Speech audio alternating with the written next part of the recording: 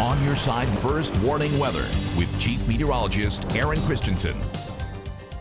A super soggy 1st of July and a cool one. 85 degrees. That is it today for Tucson. 81 Wilcox, 77 Douglas, 86 in Nogales. We're typically at 102 on this date. We only made it to that 85-degree mark in our rainfall surplus. We are 1 65/100ths of an inch over where we're typically at this point of the year. That is impressive. And we're above average as far as our monsoon so far as well. We'll get to those numbers in a bit. But look at this. This is our sky cam right now. You would never know that we had torrential rain just judging by the sky cam earlier in the day, but we did. 83/100ths of an inch, and that makes for the wettest 1st of July on record for the Tucson area. The records have only been kept since 1895, or I shouldn't say only, but since 1895, this is the wettest day on record. So could be the wettest day that we know of, and you just made it through, so congratulations. Our monsoon rain update, this kind of got me thinking, like, gosh, we had a super wet June.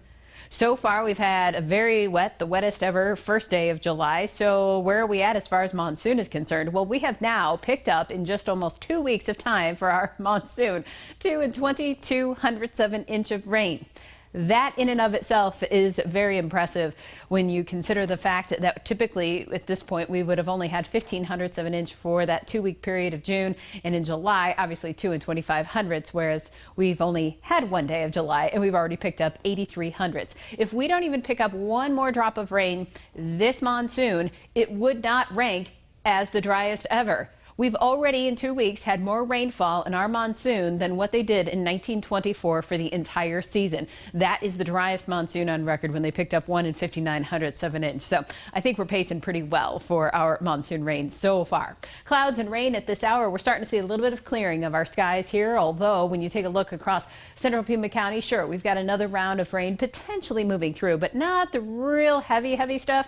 To our north in the Phoenix area, we were showing you a close look at that radar earlier. That could potentially swing through here tonight, clipping through the Tucson area. So we're not finished just yet, but we are starting to see signs of the deepest moisture tracking to the east and a ridge of high pressure, meaning some drier conditions moving in over the next couple of days. Our totals from around the Tucson area: Grant and Swan, over 2 inches worth of rain there since midnight. Mount Lemmon had almost 2 inches, over 1.5 inches at the Pima Air and Space Museum. East side of town, Sabino Canyon at the Tanque Verde Wash, 1.5 inches worth of rain. Tanque Verde Road at Tanque Verde Wash, 1 3/10. And those are just the places that had pretty close to 1 inch or more.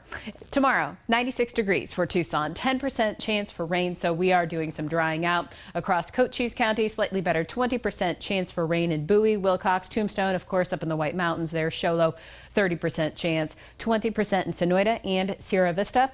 Oracle, 20%, 10% for Green Valley and Tubac.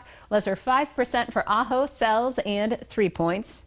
Tucson, 10%, 10% Sahuarita, 10% Corona de Tucson. A little bit better for Summer Haven at 30%. Speaking of Summer Haven, here's the 7-day forecast for Mount Lemmon. Every Friday in summer, we will show this to you in case you're wanting to head up the mountain for cooler air. 67 tomorrow with a 30% chance for rain.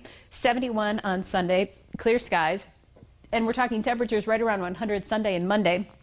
I would be remiss if I didn't show you this amazing weather video. This might be the weather video of the day. Watch this wall of water moving through on Fort Lowell today.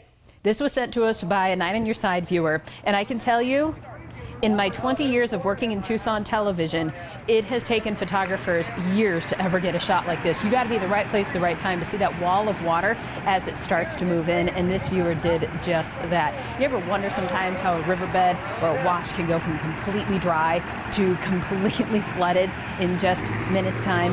That's how you start to see that wall of water moving through. Again, that's First and Fort Lowell today. Man, some amazing stuff.